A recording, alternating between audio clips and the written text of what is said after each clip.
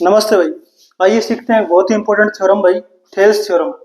भाई एसएससी के एग्जाम के लिए बहुत ज़्यादा इंपॉर्टेंट थ्योरम है ये। सीजीएल और सीजीएल में काफ़ी इस पर क्वेश्चन बनते हैं। तो देखते हैं भाई क्या है थेल्स थ्योरम।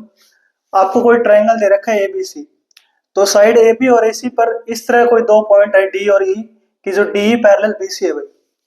तो अगर डी पैरेलल बीसी है तो AD upon A B is equals to A E upon A C. तो ये रेशियो भाई इक्वल होता है। ये रेशियो इक्वल क्यों होता है भाई? ये प्रूफ तो होता है सिमिलरिटी से, वो भी मैं आपको बता देता हूँ कैसे है। आप देख रहे हो ट्राइंगल एडी, देखो आप triangle ADE and triangle ABC.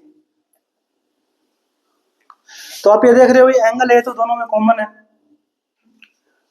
अब क्वेश्चन में हमको ये दे रखा है भाई डी जो है पैरेलल है बीसी के।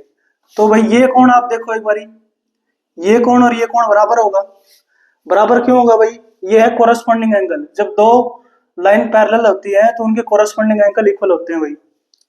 तो ये एंगल और ये एंगल इक्वल है भाई, और ऐसे ये एंगल और ये एंगल भी इक्वल होगा भाई। तो आप देख रहे हो ट्राइंगल एडी के तीनों एंगल इक्वल हैं ट्राइंगल एबीसी के, और किन्हीं दो ट्राइंगल में तीनों एंगल इक्वल हो जाते हैं तो मतलब वो सिमिलर होते हैं। तो यहां से हमारे पास क्या निकल के आया भाई? Triangle AD similar to triangle ABC. अब सिमिलरिटी की प्रॉपर्टी होती है भाई कि जो वो है कोरस्पॉन्डिंग साइड को बराबर रेशो में बांटती है। जैसे एडी अपॉन ए बी, ये कोरस्पॉन्डिंग साइड देखो भाई, यहाँ से एडी यहाँ से ए बी, तो AD upon A B corresponding side का जो रेशियो बराबर होता है भाई वो ए एडी अपॉन में ए बी, ये बराबर होगा भाई ए अपॉन ए सी। तो ऐसे ये प्रूफ होता है भाई। तो ये तो होगी भाई थेल्स थ्योरम। आइए इसके ऊपर थोड़े से क्वेश्चन करते हैं, तब आप थोड़ा बेटर समझ पाओगे। आइए देखते हैं भाई इसके ऊपर सवाल देखते हैं। पहला सवाल देखिए आप, सीएचएसएल का ही सवाल है, प्रीवियस ईयर है। आपको ट्राइंगल एबीसी दे रखा है, डी पैरेलल बीसी है।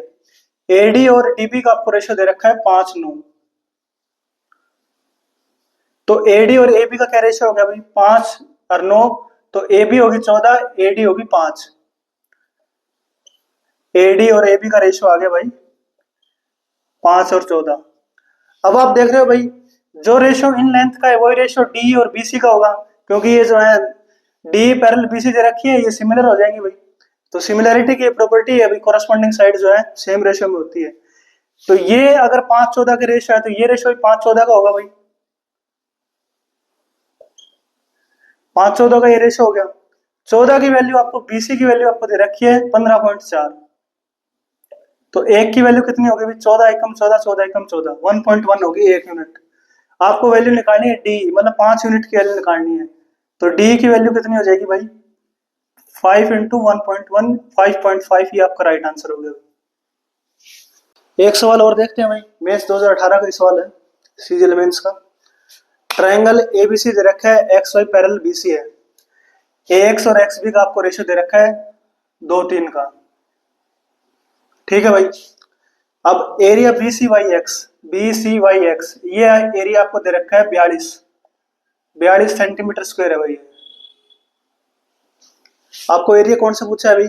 Area triangle A X Y, triangle A X Y, ये एरिया आपको बताना है भाई। तो इसको कैसे करेंगे भाई? देखो भाई, एक्स दो यूनिट है, एक्स बी 3 यूनिट है। तो एक्स वाई और बीसी का क्या रेशियो हो जाएगा भाई? ये अगर 2 है तो 2 और 3, बीसी होगी 5। ठीक है भाई, ये हो गया साइड का रेशियो। अच्छा, साइड का रेशियो आ गया हमारे पास 2/5। तो एरिया का जो रेशियो होता है वही वो इनका स्क्वायर होता है। तो एरिया का रेशियो क्या आएगा भाई? 4/25। 4 एरिया भाई इस छोटे वाले का, ट्राइंगल ए एक्स वाई का एरिया है 4। अच्छा, पूरे बड़े ट्राइंगल का एरिया है, एबीसी का एरिया है 25। अच्छा, 25 में से अगर आप 4 घटा दोगे तो आपके पास ये बीसी वाई एक्स का एरिया आ जाएगा भाई। 25 में से 4 गए 21। तो 21 यूनिट एरिया है बीसी वाई एक्स का। 21 यूनिट की वैल्यू आपको दे रखी है 42। तो 1 यूनिट की वैल्यू कितनी आ गई भाई? 1 यूनिट की वैल्यू आ गई 2। आपको निकालना क्या है भाई? ट्रायंगल ए एक्स वाई का एरिया निकालना है आपको। ए एक्स वाई कितना है भाई, 4 है, तो 2 के आप 4 में करोगे 8 सेंटीमीटर स्क्वायर आपका राइट आंसर हो गया भाई। तो ये इस तरह के सवाल आते हैं बेथेल्स थ्योरम के, बहुत इंपॉर्टेंट थ्योरम है भाई। वीडियो आपको अच्छी लगी हो तो वीडियो को भाई लाइक सब्सक्राइब करिएगा।